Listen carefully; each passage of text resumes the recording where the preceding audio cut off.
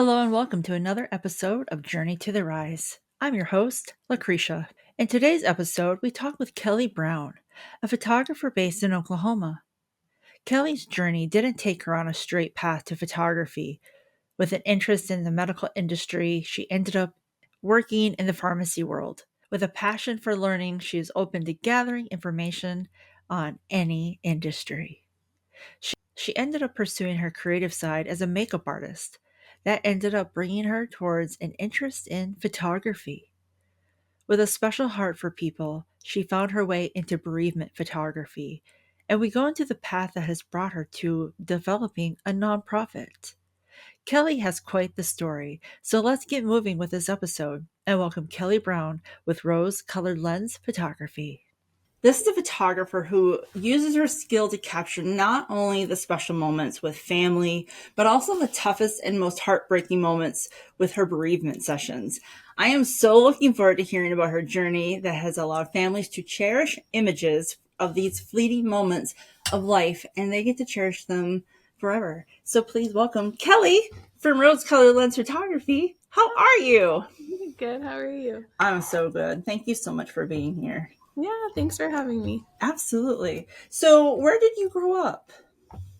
I grew up in a little bit of Texas and then Oklahoma.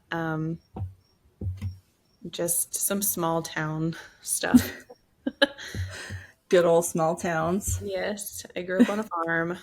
Nice. Yeah, we had llamas and cows and chickens and stuff. Oh, that's so fun. Yeah, it was pretty fun. Yeah, that's a great way to grow up, is surrounded by animals and it really is. wholesome. My whole teenage years, I was like, I want to get out of here. I want to live on paved roads. And now I have kids and I'm like, I want to farm. Right. So, growing up on this farm surrounded by really cool animals like llamas, that's amazing. What was about your childhood or maybe your upbringing that helped you develop into who you are today? I mean, I think like probably a good amount of the population, I had my own kind of childhood trauma. I had my father pass away when I was 9. I'm I so had sorry. lots of different child abuse situations happen, and I ended up moving after he passed away in with my grandma, who is who raised me in Oklahoma. And so Wow. I think she really molded and instilled a lot of who I am, really. She was a nurse for about 50 years, and she knows how to care for people. She's amazing, obviously. Yeah. But yeah, she really impacted and instilled a lot of wonderful things. So I don't know, other than, just having different traumas and stuff, I think it all kind of made me a very empathetic person, I guess. Yeah, absolutely. And so after high school, where did life lead you?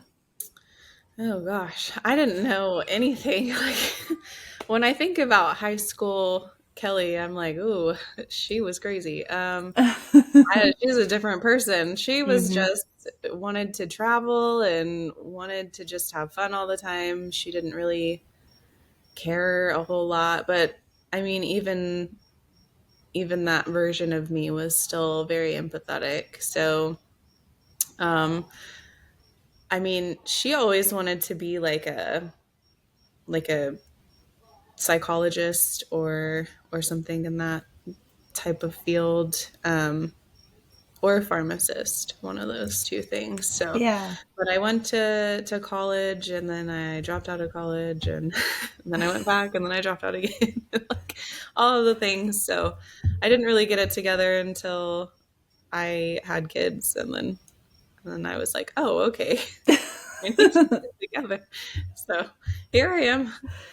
Yeah, sometimes it's just that's life. Like it takes us to different Yeah, journeys and different pathways, and I think that's what our 20s are for, is just those stumbling blocks and hurdles to help shape us and definitely. And they And were stumbling. That's for then yeah, I had friends when they turned 30, they were like sobbing at their birthday party, like, I don't want to be 30. And I'm like, are you kidding me? I don't want to be in my 20s anymore. Like, Yeah, this learning curve has been miserable. it Get really me has. out. I was sad when I turned 30, and then I turned 30 and I was like, "Oh my god, this is way better than my 20s." So, Yes. I just turned 30 in November, and so I think maybe my 30s are gonna be the best ones, hopefully. So, And they'll just keep getting better from there. yeah, Yeah. hopefully. Now I know a Absolutely. little bit about what I'm doing, so I feel like we just get a little bit better and better as we go.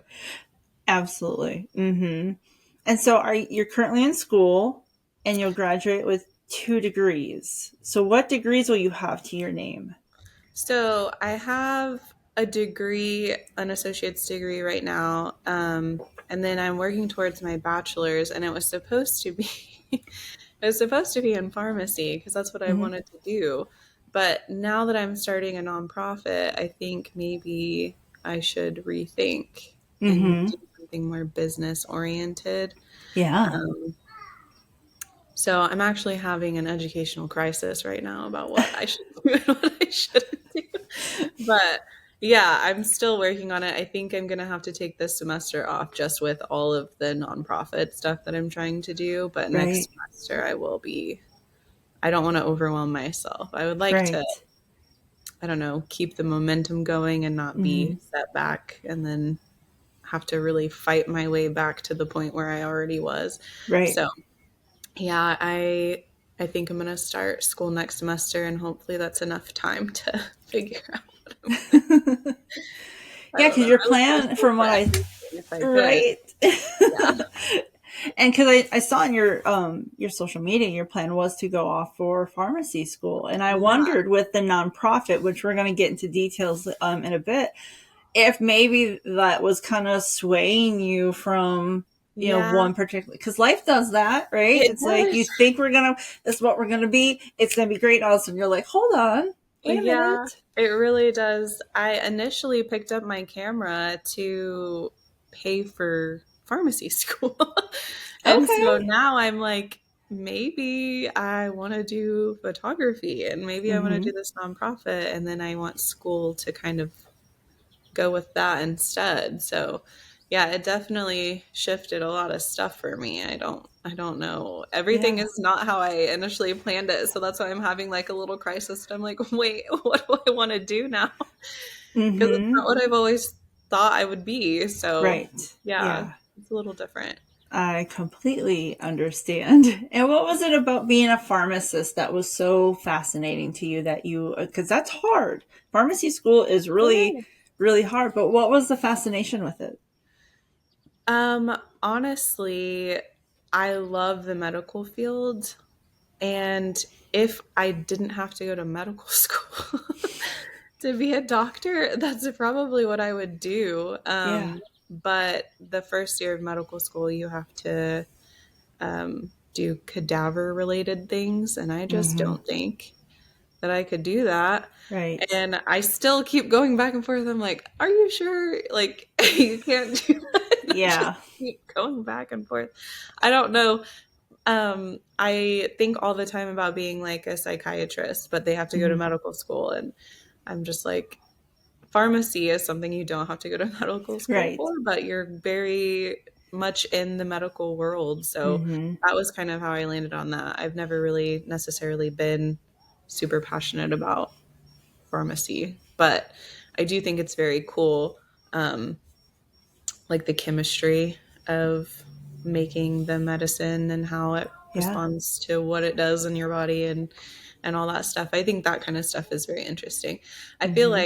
like I said, I could go to school for everything if it was free and I would Right. do Yeah. all of the things. You're I right. think learning is really fun. Mhm. And I'm such an advocate of learning, whether you go off to a university or YouTube university or just get hands-on experience, like just Yeah, go, any like skill. fill your brain, like just Yeah. learn something. It's so fun. Yes, I agree.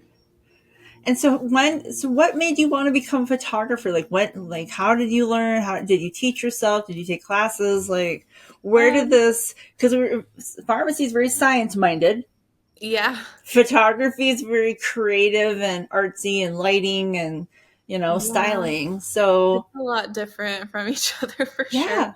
Um, so I actually did wedding makeup for like 7 years. And that was something that I got into when my daughter was born because I needed to be able to make my own schedule. So it was easy for me to kind of plan for childcare when I needed it versus I couldn't afford putting her like in daycare full time or anything like that. So it just kind of worked for us, and um, it was just how it happened. And I think when you work in the wedding world, you develop friendships with wedding photographers and other vendors and things like that. And I don't know, they just all kind of, I mean, I understood how makeup was important for the photography product.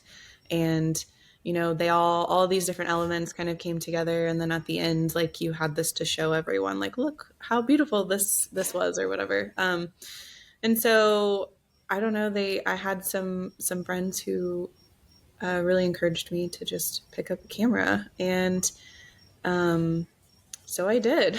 I just was kind of getting burnout doing makeup, and I needed a change, but I still wanted to be able to kind of make my own schedule. And now I have twin toddlers with my Wow. daughter. So I really needed to make sure that I could still kind of plan around everything. Um, and so, yeah, I don't know. I was just like, I want to learn how to do this. Maybe it's ADHD. Maybe again, any kind of skill that you can learn, I think it's Right. really cool. I picked up pottery randomly. I don't know, Nice. like, just all kinds of stuff. I'm really drawn to like artsy things. But I'm also very drawn to like science, not so much math, but it is a part of it. Right. Yeah. But science and, the human body and things like that, the human mind, all of that is super interesting to me. And I think they really do kind of coexist together, art Hmm. and science. So Yeah. I don't know. It's just how it happened. Yeah. And how would you describe your photography style?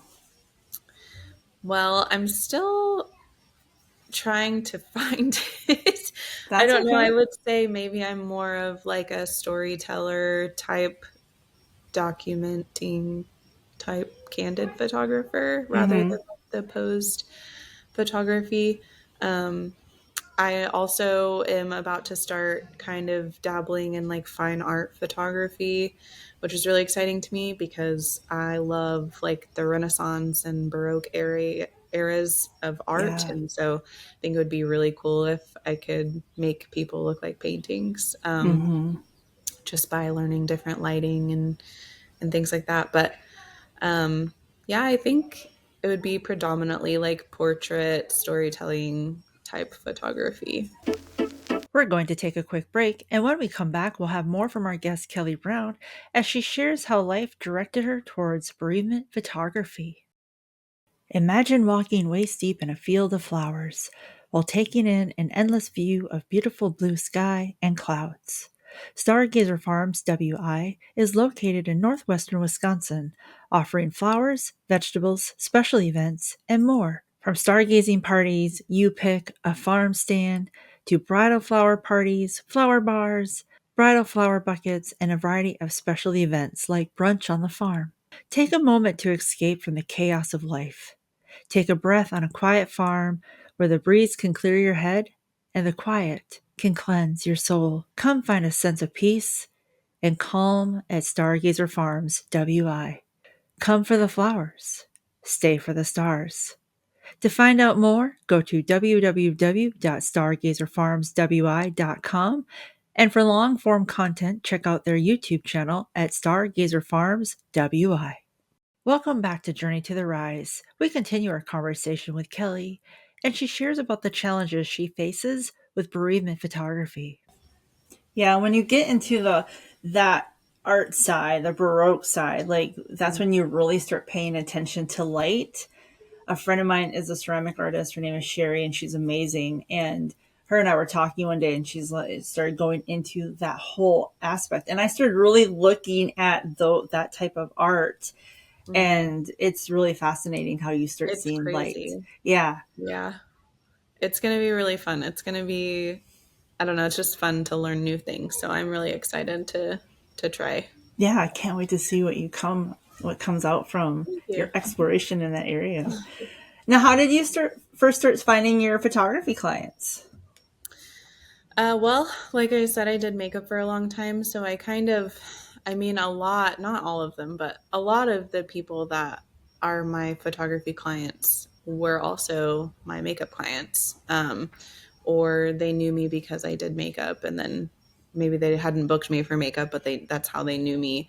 Um, and so I don't know, it just kind of happened. I don't know how or why. I remember thinking, like, in that first year, like, why are people even booking me? Like, I don't even know what I'm doing. This is crazy. But it really took off for me, and um, it's obviously continued to do so. So I'm Yeah, grateful for that. Yeah. absolutely.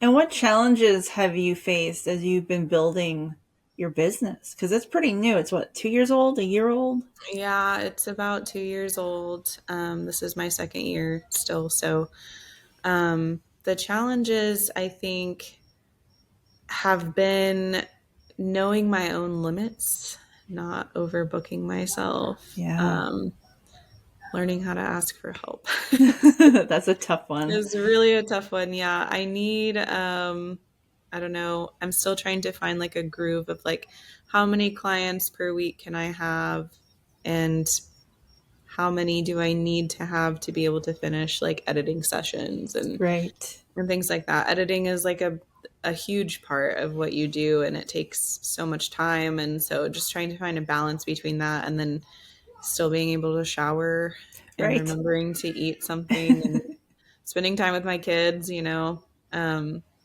they all have their own little extracurricular stuff that they do, and school's starting again, and I'm just like, trying to find balance. Work life balance, I think, is the hardest because when yeah, you own your own business, you really are working 24/7 instead of right, just, leaving the office at 5. So, right, um, yeah. yeah, work life balance because I don't have that, but I'm hoping to. I'm working on it. So, Yeah, people who have W-2 jobs don't realize that those who are 1099 and business owners, when we sit down and it's 8 o'clock and we're watching Netflix, our brain is like, there's that one thing you could go work on. yeah, Oh, what about this I idea should that be you had editing that you right wanted to now. pursue? Wait a minute, like your brain just goes and Yes. goes. Yes. Not only that, but like when I am taking like a break or like I'm off work for the night or whatever, there's always somebody in my inbox, and I feel guilty posting or interacting with people on social media or something because I don't want them to think I'm ignoring them. But I'm just Right. not at work right now. Right. Yeah. Yeah. Yeah. I You just have need to, a it's brain break. right. Boundaries. It's the Yes. boundaries of business so that you can have that harmony between work and life. Yeah, absolutely. Exactly. Yeah. I think the other thing that's difficult for me too is that I wasn't expecting any of this to happen. So Right. I didn't really build a solid like foundation, like a website and questionnaires. And I mean, I was working on things like that, but it Of wasn't done course. yet. And Yeah. so when it sort of blew up, I was like, oh God, like I have just floods of emails and instant messages and direct messages. And I'm just like, oh my God, like I was not built for this. Like, Right. so, that's going to be different for the nonprofit, which is why it's so pricey to start it out because I'm Right. definitely building the right foundation this time so that it can sustain. Right. Yeah, Yeah, people don't realize, especially with photographers, it's this 80-20 rule. 20% you're out taking the photos, doing the sessions, interacting with mhm. people. That's when you're seeing. 80% is editing, marketing, doing business, the accounting. It's so much. Yeah. It's so much. Yeah, it's a lot. And I knew a little bit about running business because of my makeup, but it is not the same. I mean, it Correct. is, but it's different. Right. You're Yeah. it's definitely a lot more work. than makeup was, because I was done after Right. I finished. So Yeah, you sanitize your brushes and yeah, your gear, and you pack up and you go. yeah, the at-home process for that was a lot less than the at-home process of work for photography after. Yeah. So yeah, it's a work-life balance. I'm gonna figure it out. I And you photograph families, boudoir. I saw some really fun flower sessions. Do you have a favorite genre? um I think I don't know. I think that just portraits in general are probably my favorite, but I gravitate really heavily towards just really emotionally charged moments. And a lot of that, when I first started, had a lot more to do with women empowerment. So that's kind of what started the flower top sessions that you're talking about. That was the first session that I did when I first started that I was like, oh my God, I think I love photography because it was just so amazing to watch someone come in who hasn't done anything for themselves in a long time. Has is fighting all of these insecurities and stuff, and they come in and you just have them hold a giant bouquet of flowers, and they can cover whatever they want on themselves, and nobody's looks bad with flowers. Right, And right. they kind of are able to see, like, oh my God, I am cute, like I do look pretty, I love Yeah. this. And they got more confident, and a lot of them cried and all kinds of stuff. And it went from that to I did some bath boudoir sessions, Mm-hmm. and those were really intimate as well. They weren't necessarily traditional boudoir sessions. They were more like from the female gaze, and we did some like exercises, talking to ourselves in the mirror, hugging ourselves. Like it was all about like kind of loving yourself and Yeah. forgiving yourself and stuff like that. And so a lot of those women cried too, and then they saw how magical they looked, and I was like, I didn't do anything, that's just what you look like. Mm-hmm. And so that's kind of what I feel drawn to, is just having people realize that they're actually a lot cuter than they think they are. Yeah. And yeah, but I obviously do other very emotionally charged photography too. Right, right. And that's the Anything thing. like that. And that's the thing with like boudoir and modern glamour session, contemporary glamour sessions, and those empowerment moments is we as women are so hard on ourselves, and Mhm. we've heard the negative voices. I know I have heard my share, and that's what sticks with us. That's what carries with us. And we can recognize beauty in somebody else, but we look at the mirror, we're like, ugh, no, not today. And Yes. it's like, what are you talking about? And I totally understand when you have that client and they get done with hair and makeup and you show them the back of the camera and they're like, oh my God, I'm beautiful. The makeup artist is like, no, don't cry, I have to remove your makeup. Yeah, it's really amazing to be able to show someone what they look like to everyone else, because I mean body dysmorphia is a monster, and Yeah.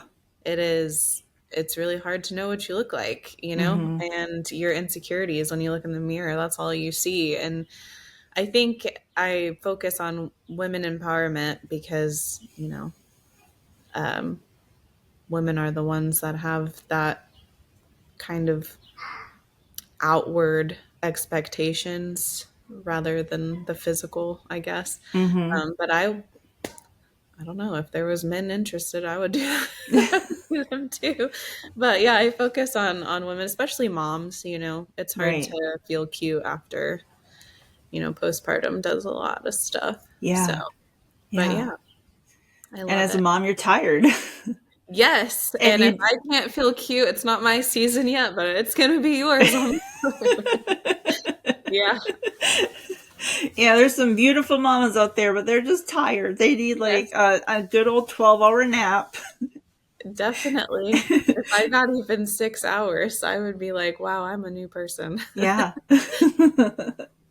And with your work, you started to drift into this very sensitive area. How did you get started with bereavement sessions?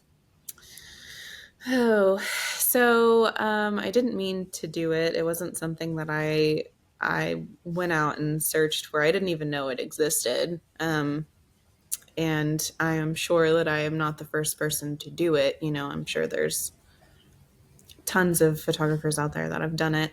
Um, I think I really wanted to get into birth photography.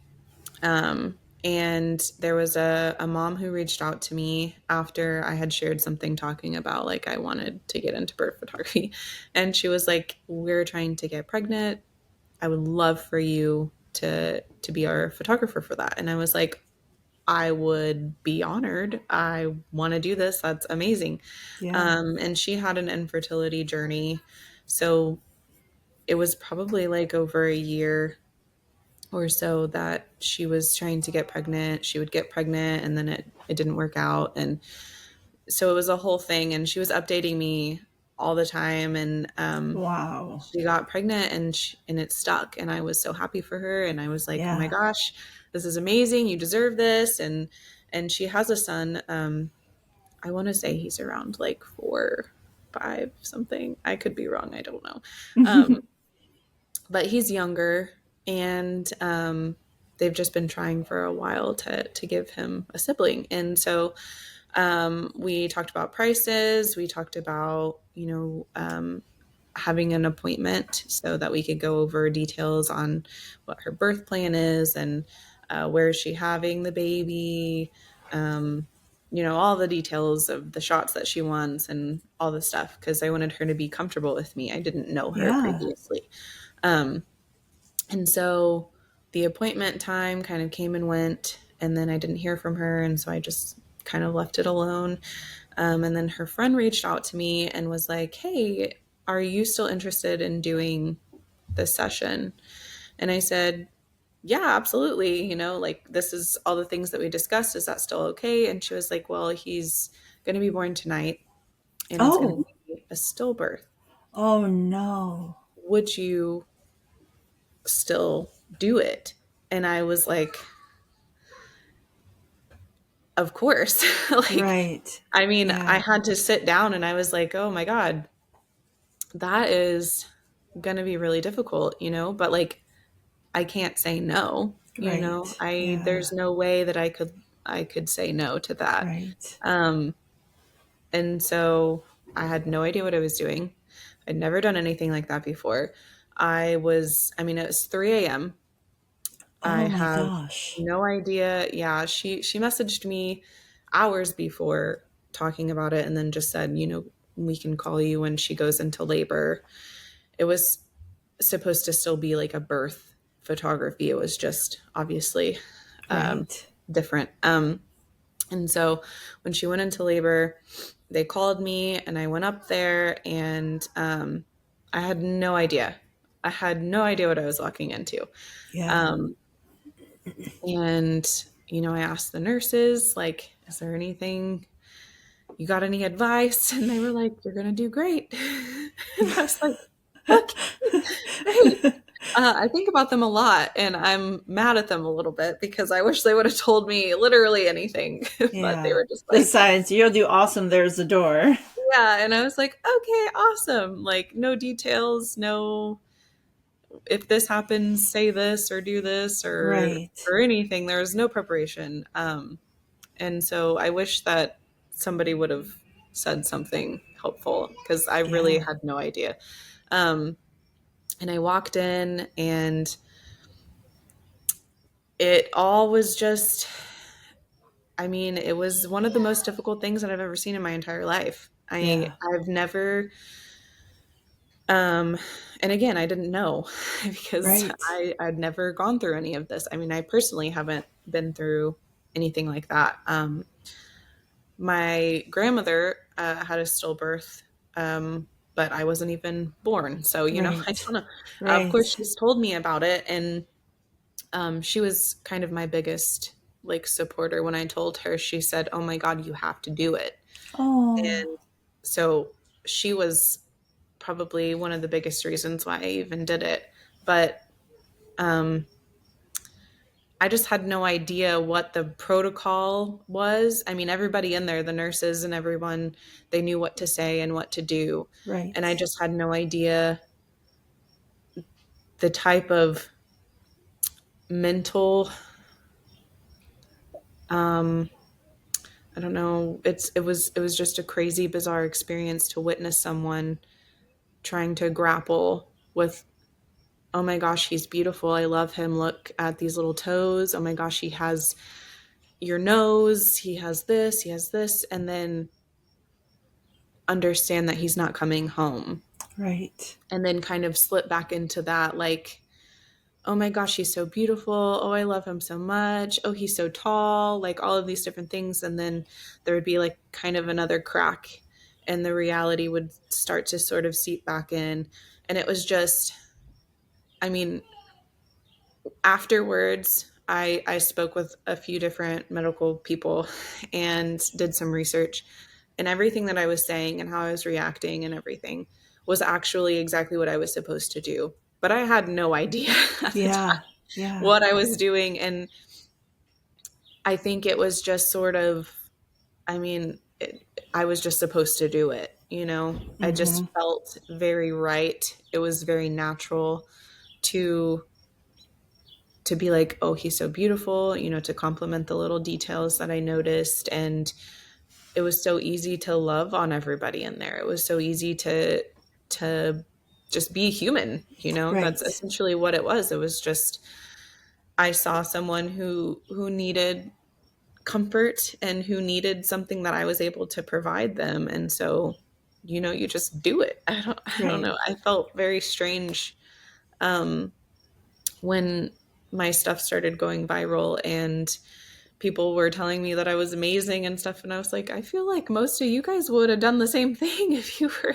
like, I'm going viral for just being a normal person. I feel like I don't know. I think it was just natural. It's just something that happened. And that was the first time that I ever um, found out what end of life where bereavement photography was. I didn't even know that that was a thing. Yeah. And the way that she responded to the photos, and even still, and her family and her friends, it sort of gave me a completely different perspective in what type of impact this has on mental health and on the grieving process, and how amazing it is to, Yeah.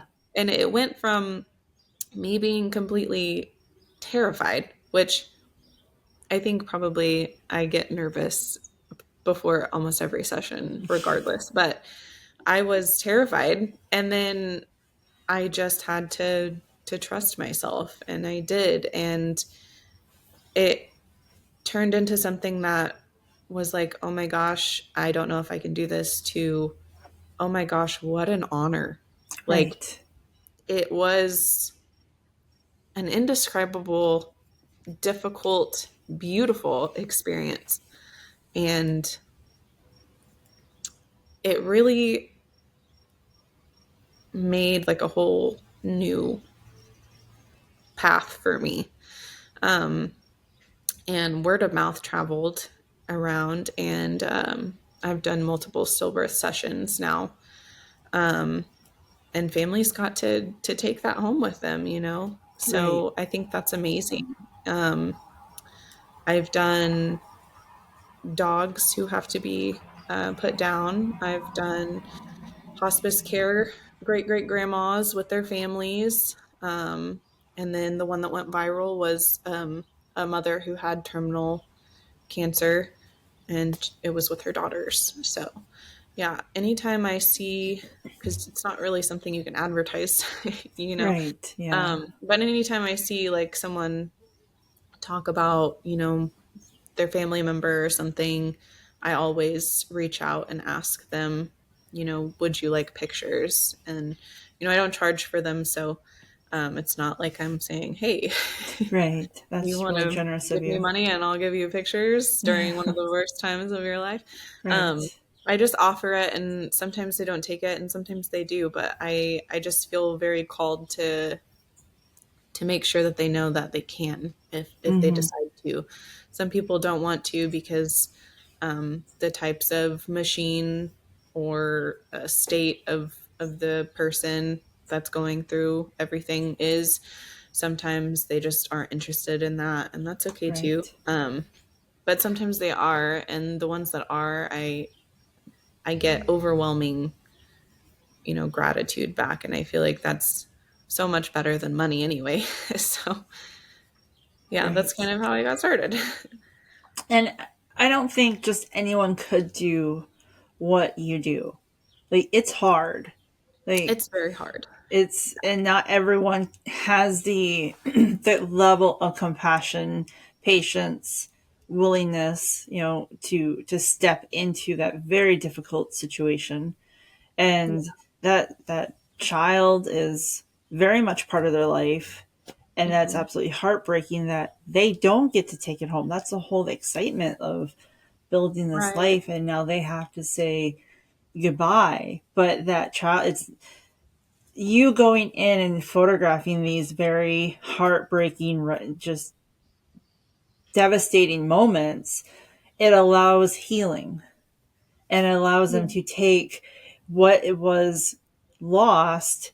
They still get to carry it with them because that child's very much part of their life and was. Hmm. So you give them such a gift.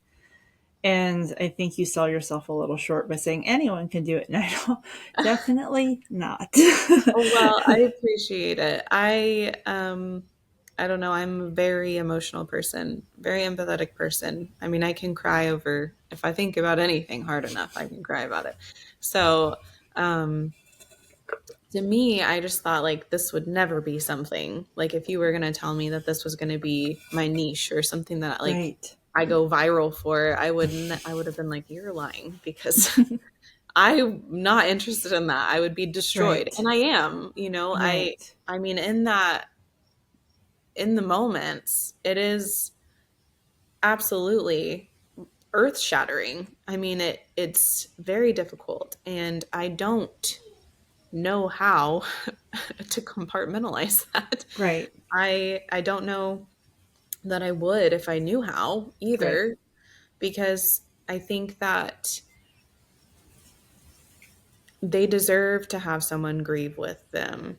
And at the beginning I thought, "Oh my god, how am I going to do this and be professional? And what does that even look like? Is Right. is professional like what does that mean Hmm. in this type of photography?" And I felt like I would feel really guilty if I cried because it's not happening to me. But I mean, I've cried at every single session because Yeah. it's sad. Yeah. Um, and every single session that I've done that I've cried at, they were able to look at me and say, "Thank you for grieving with me." Right. And that's what I mean when I say I think it was easy, is because it's just a human response to something devastating happening and you're working together to try to find and create beauty in those last moments.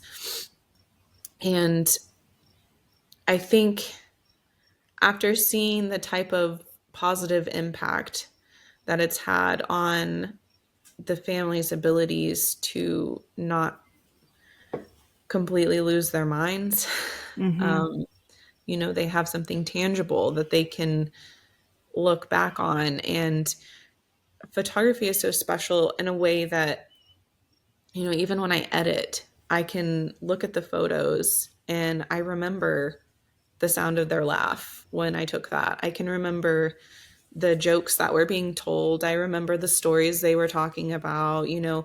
You kind of relive that whole moment whenever you look at these photos. And I think that's what's so important about the documenting storytelling style of them as well. And I think that's what made it so um, impactful. And I don't know. I just think it's rewired my whole brain. Like my Mm-hmm. whole brain chemistry is different, and it really changed how I look at. I mean, death is still really difficult. It's not like I am not some crazy anomaly that just can look at death and be like, "How beautiful. Let me take a picture of this." Like Right. I'm Yeah. not. I cry when I see roadkill. Like Right. it Right. is devastating to me. Yeah. Um, so, it's not like I am better than anyone and I can handle death better. I still grieve just like everyone else does. I just think being able to think of it differently and embrace it rather than never talking about it and it being like a no talking subject, like we don't Right. discuss this. I Right. think being able to discuss things like that and being able to open the conversation and all of that would help normalize things like this. And I think these should be everywhere, not just me taking them, but every hospice center, every cancer hospital, every birthing unit, every anything like that. I mean, Mm-hmm. everyone should have the opportunity, and I do them for free because everyone should have that. It doesn't Yeah. matter how much money you make. I think everyone should be able to have access to something like that, and I hope I figure out how to how to get it there. I want it to be Yeah. something that's everywhere, and everyone just wakes up and is like, "Oh, this is a normal thing that happens," Right. Right. um, because it should be. Yeah. And I think compartmentalizing emotions and repressing emotions comes out later in an ugly way.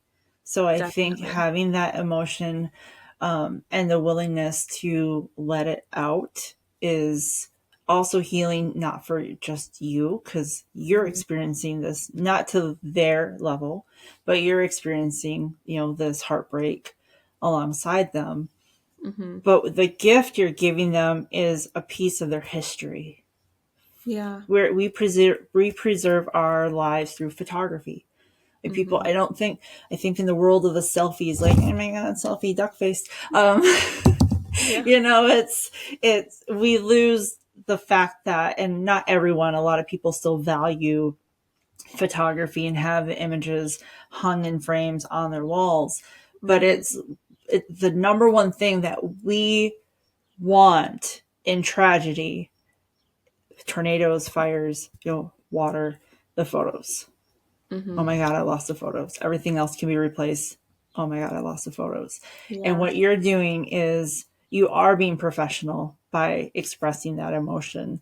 I think if you went in a little too harsh, you wouldn't bring that human element. And I think that's why people are drawn to you. And I think maybe that's why God, the universe, whatever you want to call it, is directing you because of Mhm. your ability to let that guard down and to be professional by being human and letting them know, like, it's okay to cry. Yeah. This If is you a, needed someone to remind you, it would be me. So, yeah, I felt very much like this is just divine timing. I mean, I hmm again would never have chosen this for myself, but I really do feel like, and there's a lot of people that commented on the viral post, and they were saying, people have asked me to do this, but I just told them no because I am just way too emotional for that. But now I see this, and I'm reading that you're also very emotional. Maybe I should do things like this. And yeah, I think that the people who are like me, like that's exactly what you need to be doing because I don't know, I think I, I've never had a stillbirth. I've never had you know someone with terminal cancer. I've never gone through a lot of the things that I photographed. But I do know what pain feels like. hmm I know what loss feels like, and I can empathize with people. Um, and I just think that if you can empathize with another human, that's the kind of work that you need to be doing. That's the kind of art that you need to be creating. And I just think I mean, I would love for it to pay my bills, Of but course. it really is just, it's the most fulfilling thing I've ever done with therapy, though. Right. But it is the Yeah. most fulfilling thing that I've ever done. I mean, I feel like they are the most beautiful pictures I've ever taken, in my opinion, just because of the impact and the type of rawness that's in them. I just think those moments are absolutely priceless. And I don't know, I just hope it encourages other people Yeah. to do things like that, because it is so important. I think it's better to have someone in that situation who is more in touch with their emotions and someone who's a little bit more thick skinned, Yeah, just that's what my grandma because, tried to tell me when I was yeah, talking to her. She was like, I would rather have someone cry with me than to just be like, okay, do you need anything else, or can I leave? right. Yeah. Yeah. And I don't necessarily like, I just let the moments play out, and then I'm just kind of uncomfortable in the corner feeling like I should hide instead of Right. but those end up being like the most intimate pictures are the prettiest ones, so Hmm. it's not like I go in there and I direct anyone or anything. I just kind of let them do their thing, and I just make comments when I feel like maybe they need to hear something, Yeah. um, or if they talk to me. I don't know. I've been very blessed and have had very respectful and beautiful clients as far as end of life and bereavement sessions go. So I don't have a bad experience, I guess, to to Yeah. compare it to. But everyone is just grieving, and I'm just there. So Right. Right. I You're guess part if of the you wanted to healing do that, process. don't worry about trying Yes. to pose anyone or anything. You just are Right. there Right. experiencing it with them. Yeah, Yeah. It's not a portrait session. It's there just exactly. taking in the moment. Right. And for someone who's considering a bereavement session, but maybe they think it's going to be too painful, like what would you say to them to encourage them to go forward with a photo session of that nature?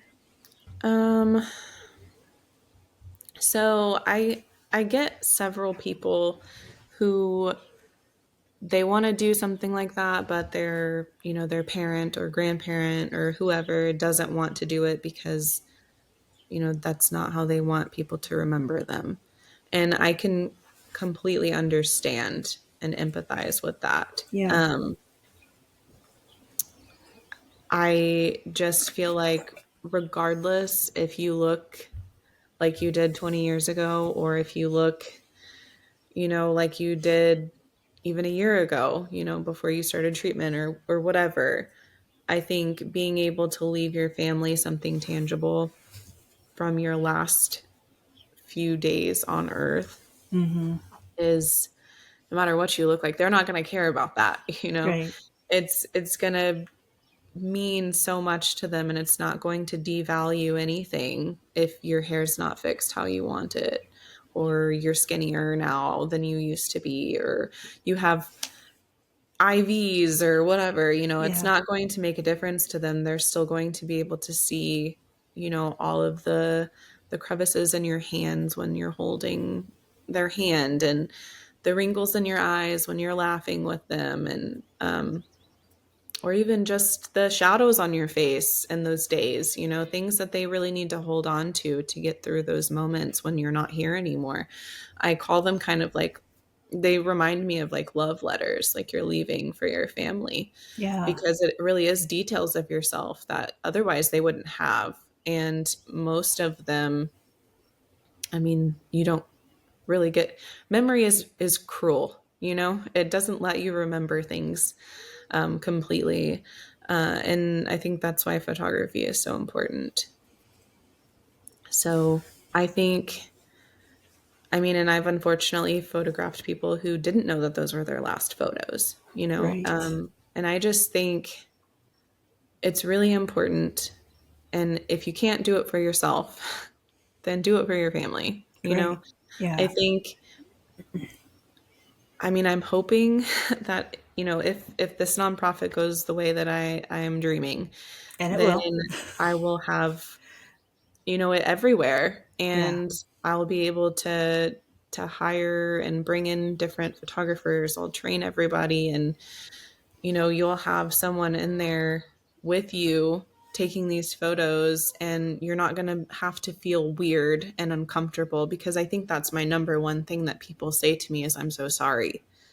I'm sorry that you're taking photos like this. And I'm like, please don't apologize to me for Right. that. Like, Right. I'm here with you. Mhm. I'm not doing this because I I don't know, because I hate myself, or Right. Right. I'm Yeah. doing this because I love people, and Yeah. I think that you deserve to have these, and I am choosing to be here with you and Right. experience this with you. And I think that that is one of the biggest reasons that people don't ask, is because they're like, I know this is really weird. I'm sorry to ask this, but would you be open to taking pictures like this? If somebody has done it, they already know. Right. Right. Um, and if my nonprofit works out, then everybody that you talk to will already either know, or they will have already been trained, and like they Right. know what to expect, and Yeah. they're doing it because their heart is in it. And that is Mhm. that is probably the biggest thing. If somebody's going to agree to do a bereavement session for you, it's because their heart is in it. Otherwise, Right. they'll say no. Right. So don't Yeah. worry about that. And I think that regardless if you are terminally ill or not, just take the pictures. Right. Period. Mhm. Yeah. And I get where people say like, "Oh, I don't want to be remembered this way," but your family sees the memories. Mhm. They see you as the incredible and very special person that you are to them. A Yeah. photographer once told me how he had a favorite aunt. He loved her. He adored her. And she hated having her photo taken. And he's a photographer. So he wanted a nice photo. And he said every single photo he had ever seen of her, she had her hand up in front of her face. And Mhm. then she passed away. And it's her funeral. And they have no photos of her. And he's like, she was beautiful. Yeah. And I don't have a photo of my most favorite person that was on this planet. That's how my great grandma was. It's really sad, and I think a lot of that is, sometimes you have to have a little ego death before the Hmm. actual death. You've got to just accept, this is the way things are. This is how I look. And at the end of the day, they're not going to be looking back on those pictures thinking, oh my God, look at her nose, or look at her skin, Right. or Yeah. whatever. They're going to be like, oh my God, I'm so happy I have this. Yes. Look, did you remember her nails were pink? Or did you Hmm. remember, you know, look at her smile, and you remember the joke she was telling when she took this, Yep. stuff like that. And so Yeah. I don't know. I really hope that this becomes something normalized, Right. and that it can help everyone with Hmm. the process of accepting, and I don't know, trying to grieve the whole process. It's Yeah. it's a lot, and it's more than just photos that you Right. need, to go through things like this. But Hmm. I think it's a very good tool to Yeah. have, for sure. And those photos, they stem up the conversations of the memories. Like, oh my gosh, do you remember when Papa, when he was at the nursing home and he just didn't want to be there, and he got in his little wheelie chair and he went four wheeling on this trail and we had to go get him. Like Yeah. silly, like that's what those photos are going to remember. Remember when Papa used to take me fishing, or when Grandma would always bake the cookies, but she would never tell Mom we had cookies till Mom left, and then we all got the Yeah, cookies. That's what those exactly. photos are going to do that you're Mhm. taking. So I hope that there is someone out there who's like, I don't want to be remembered this way. You're helping them remember the memories. Exactly. Exactly. And I didn't even realize that until it was already happening, and I was like, Yeah. "Oh, wow, okay." Yeah. Yeah. That's pretty special. And if there's like a photographer who is interested in getting started with bereavement sessions, what kind of tips or advice would you have for them? Hmm.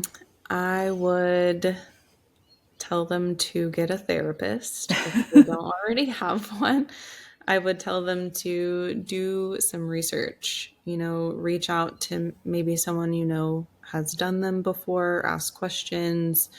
Um, depending on what type of session it is, maybe it's someone in hospice.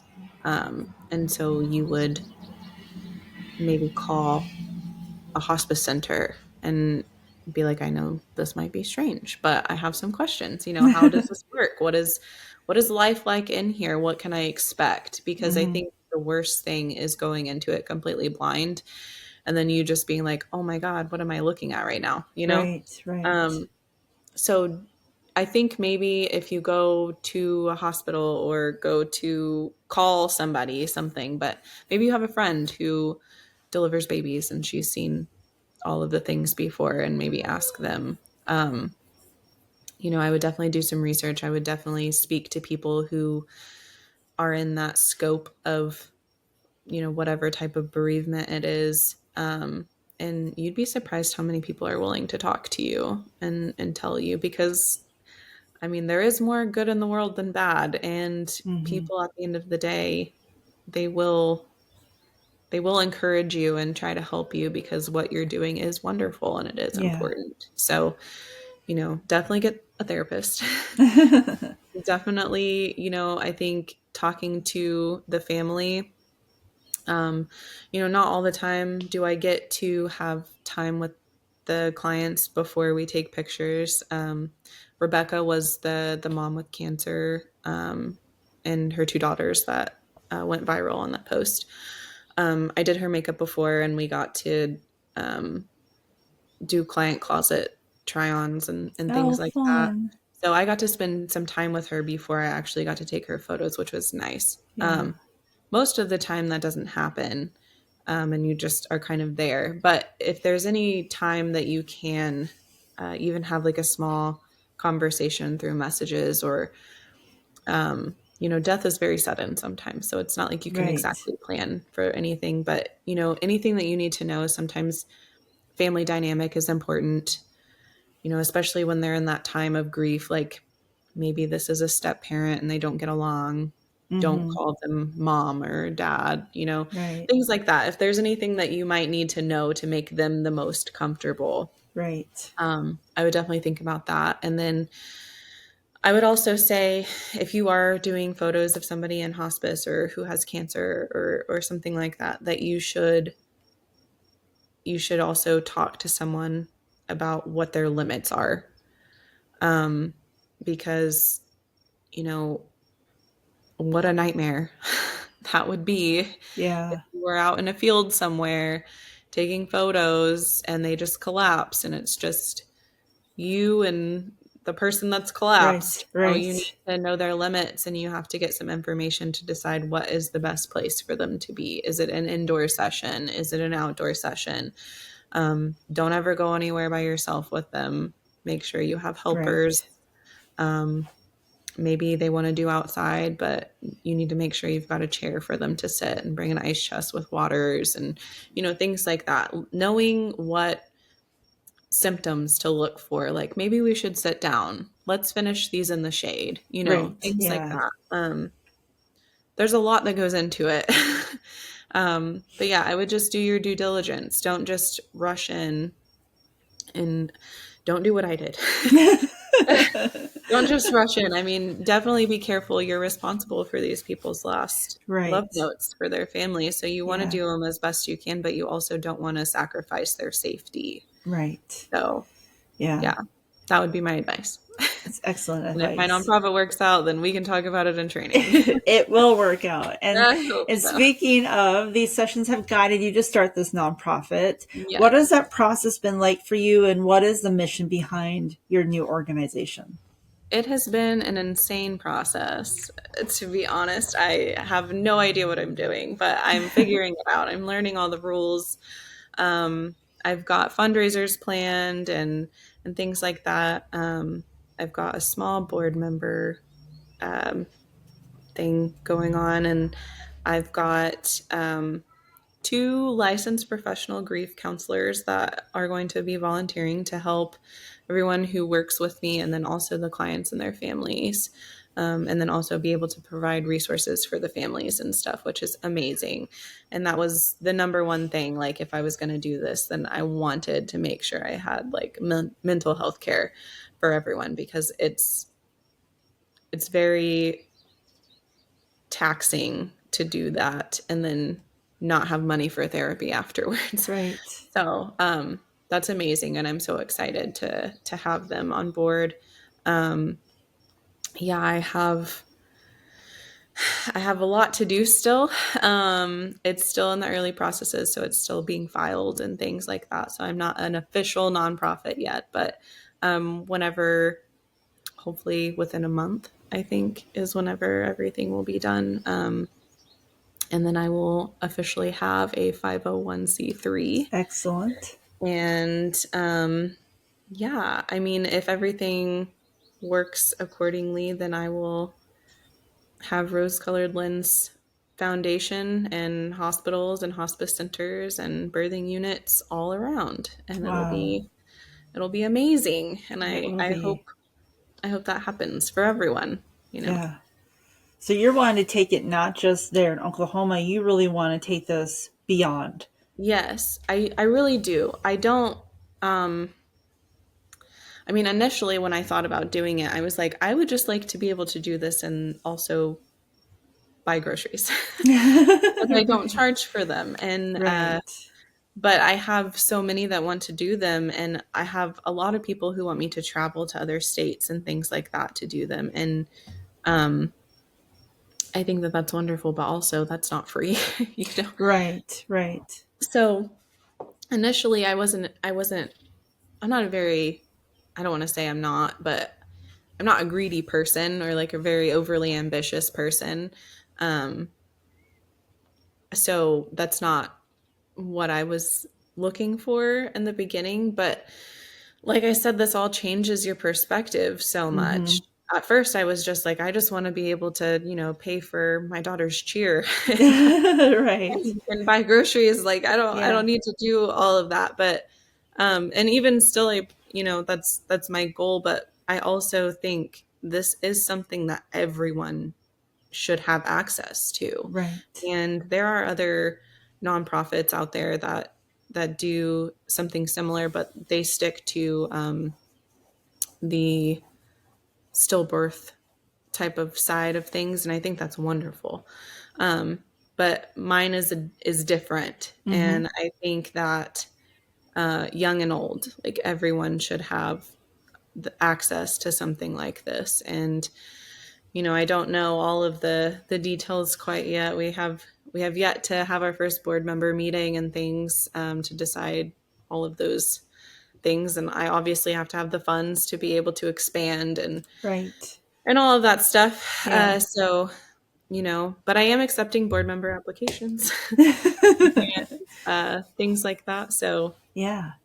yeah, I mean, I hope it's everywhere, just for the sake of, I want Right. this to make an impact. I want everyone Right. this to just be normal. Like I said, like, if your mom and you don't have any pictures of her, I want you to be able to go, oh, thank God that foundation works for her hospice unit or whatever, and Right. then you would be able to put in an application and somebody would come to your house and take pictures of you and your mom. Yeah. So, I just want it to be something that everyone has access to, whether or not Right. they are low income or otherwise. I just think Mm-hmm.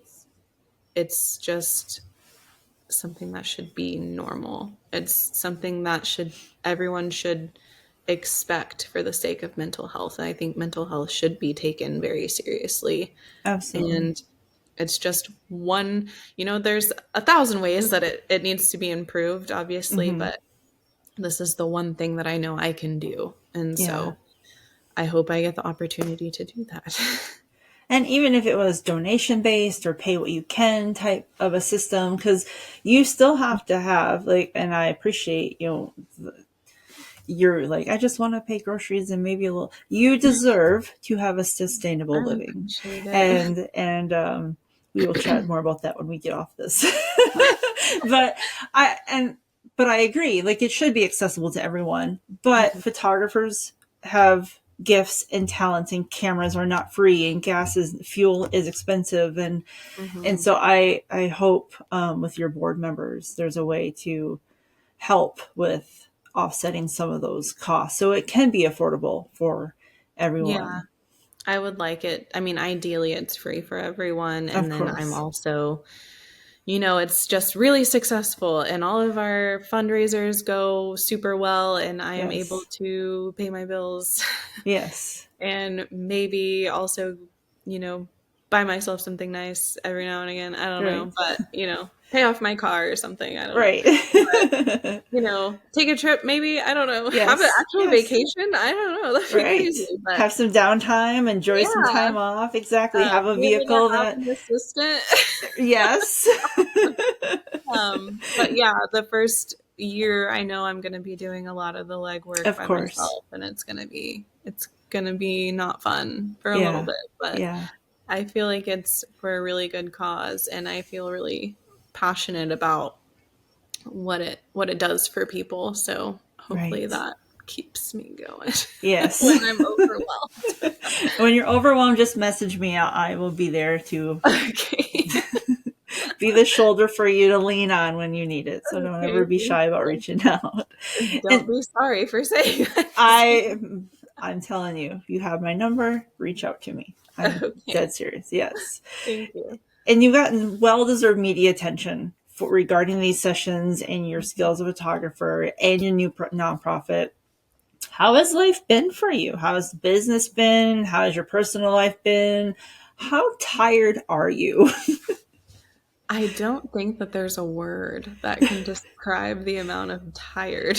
I am very tired. I won't lie, it is beautiful. It is, abundant and wonderful, and I feel very lucky um, to have any platform at all and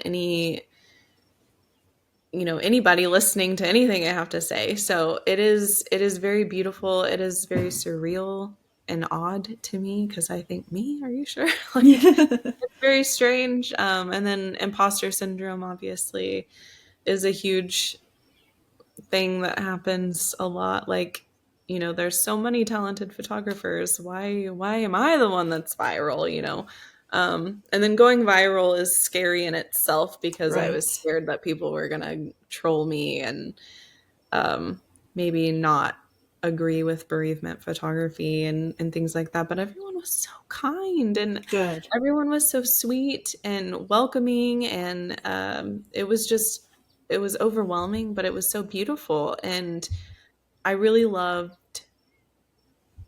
I mean, I haven't read all of the comments. There's a lot of comments, but I have read a lot of them. And I just bawled like a baby. I was like, wow, this is amazing to be seen in the way that I intended to be seen. Like, Yeah. I mean, that's every artist's dream, really, Right. Right. Yeah. And for my art to be perceived in the way that I intended, I mean, it's the most incredible feeling ever.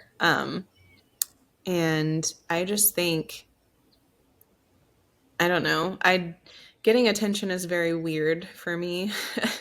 Going on like the news is very weird for me. Doing Yeah. things like this is very strange. I'm like, I don't really have anything fun to say. My daughter was like, my first news thing, she was like, "Are you crying?" And I was like, "Yeah." And she was like, "Why?" And I was like, "Well, I don't know if you know this, but the reason why I'm being interviewed is for something that's kind of sad. So like, Right. I Yeah. scream out sad stuff. Sorry." Yeah. But yeah, I'm having a whole like, this is amazing, and then, Yeah.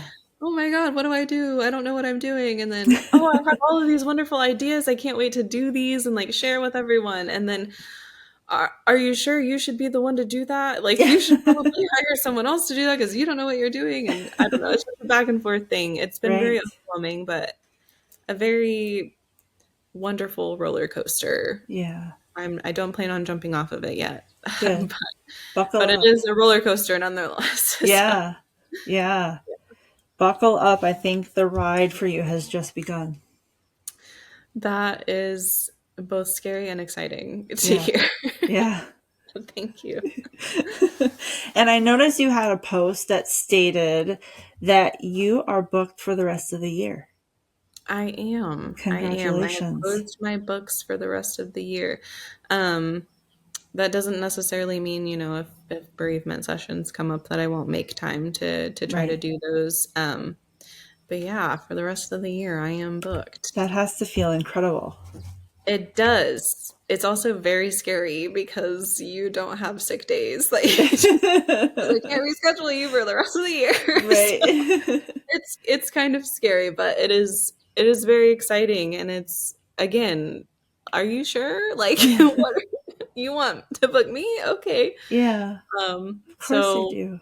yeah, I'm having a hard time with the imposter syndrome a lot lately just because it's so much attention, and I'm not someone who enjoys or knows how to enjoy attention, I should say. Yeah. But I am working on it. So, Photographers tend to be on the other side of the lens. exactly. Seeing myself on like interviews and stuff, I'm like, ooh, that's weird. That's weird. Is that what my voice sounds like? Awesome. So, I don't know. It's just been a very surreal experience for sure. I have Yeah. no other way to explain it other than it's very cool and very weird. That's amazing. Well, that's I don't know a photographer who wouldn't dream of having 6 months out booked. So that's Yeah. exciting, and I'm Yeah, it's very proud very of cool. you. So good Thank job. you. Yes. And what's ahead for you in the upcoming year and clearly 2025? Well, honestly, I haven't thought that far.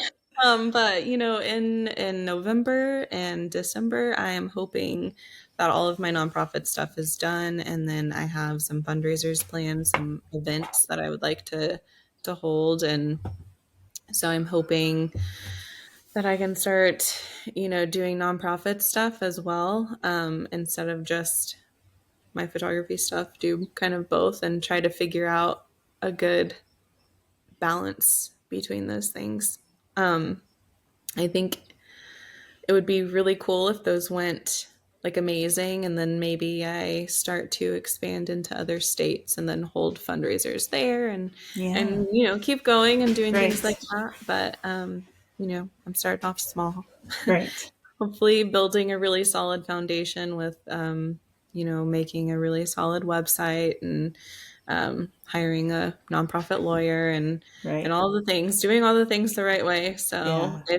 if I am able to expand and be bigger than I ever dreamed, then I will be able to sustain all of the attention, Absolutely. because that is not what happened when I went viral. So hopefully I've fixed all the bugs in my processes, and so uh, hopefully it will all go really well. But I I feel think really so. excited and really good about everything.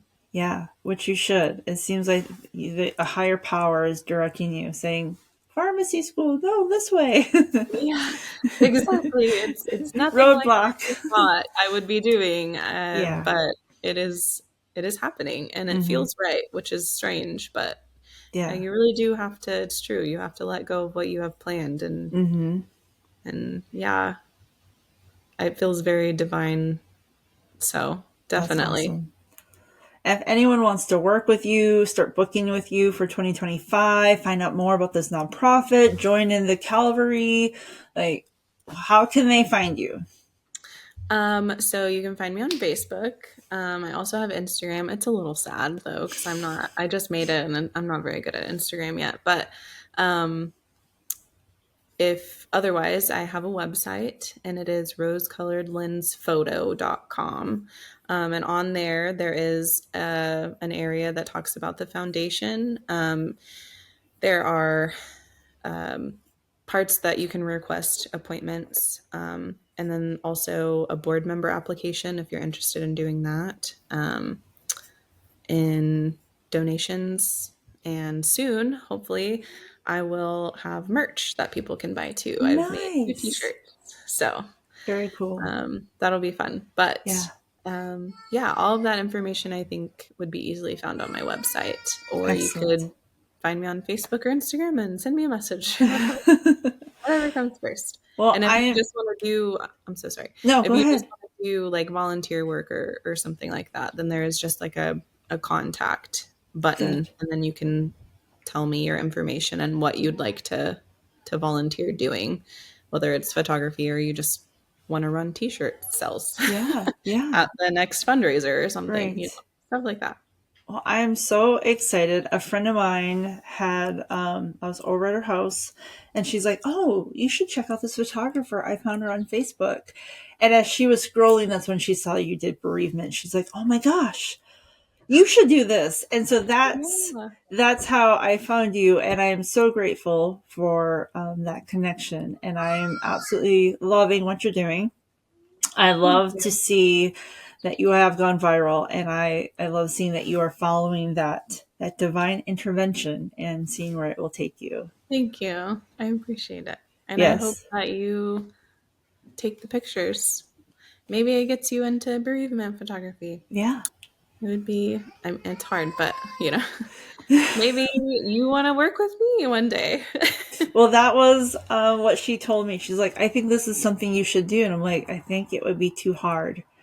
And she's like, "Well, I think you You should think sound like about the it." perfect person to do it then. You're very kind. But I appreciate your time because I know you are crazy busy. But I love all of the success that's coming to you and it's going to continue to come to you. And I Thank you. definitely want to have you on as a guest again one day to see where you have flourished and where things have Okay. taken you. Awesome. I can't wait. Thank you. That's it with Kelly Brown of Rose Colored Lens Photography. Next week, we talk with sign language interpreter and author Sharon Barnes. It's a journey. And like I said, I from August to December, I learned the ins and outs of independent publishing. And thank goodness I had been to conferences and met other authors and other independent authors, and they could help with that journey. Because I think if I had to do this all alone, I would still be trying to do it. Yeah, it's a daunting hill to climb, to say the least. Let's see, I had 3 websites that, so, doing a website, can take months, Mm-hmm. right? So I created one, my web designer created one, and then we shut them both down and we together collaborated and made the website that I have now. Oh wow. But he's also my cover artist, and he developed not only my trademark from my publishing, but he's done several others for other writers. So it's definitely been. Hey, thanks for listening to Journey to the Rise. Please do follow us on your podcast app so you have the latest episode downloaded. If you want to follow us on Instagram, our account is Journey to the Rise Podcast. And please remember to be kind to yourself. Fill your cup with love because it makes it easier to be kind to others. This episode was research produced and edited by Girl Boss Productions. I'm Lucretia, and you've been listening to Journey to the Rise.